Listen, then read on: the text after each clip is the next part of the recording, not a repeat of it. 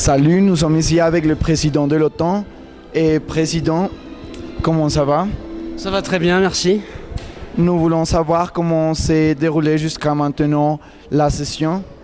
La session se déroule assez bien jusqu'à ce moment. Il y a assez de débats. On a choisi le sujet sur le bouclier antimissile en Europe. Il y a donc tout un débat sur la localisation géographique d'abord du bouclier, deuxième sur la logistique, troisième sur le financement et quatrième, et aussi un point très important, sur l'inclusion ou la non-inclusion d'autres acteurs comme la Russie et des autres acteurs qui ne sont pas dans l'OTAN. Et qu'est-ce qui se passe en ce moment? En ce moment, les délégués sont en train de rédiger un communiqué de presse pour répondre à un communiqué de la Russie exprimant sa position justement sur le bouclier antimissile, exactement sur la position géographique du bouclier antimissile. Est-ce que les délégués ont parvenu à un accord sur le bouclier? Il paraît qu'ils parviennent à un accord sur la position de la Russie, mais il y a encore des petites divergences entre eux. Donc on verra demain spécialement à quel consensus ils arrivent, mais il paraît y avoir des choses communes très importantes, et je crois qu'on va arriver à une très bonne déclaration de cette conférence de l'OTAN. Merci beaucoup. Je vous en prie.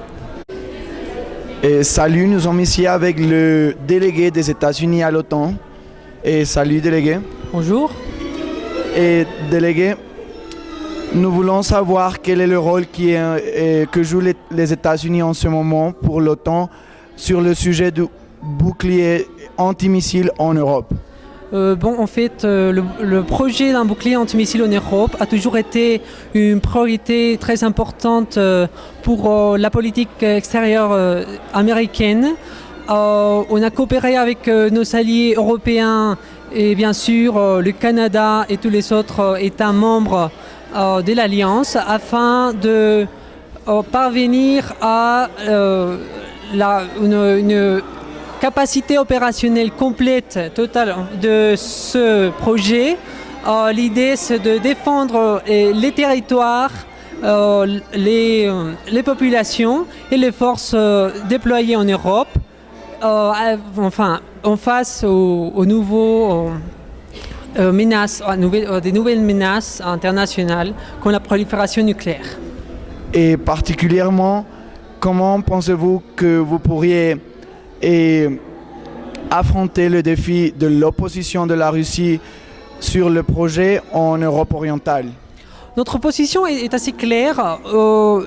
La délégation américaine considère que la Russie est évidemment un partenaire stratégique. Il faut essayer de trouver d'autres voies de coopération. Évidemment, il y a eu des tensions importantes pendant les derniers mois, mais heureusement, on cherche d'autres voies qui puissent coordonner ces efforts. Merci beaucoup, délégué. De rien.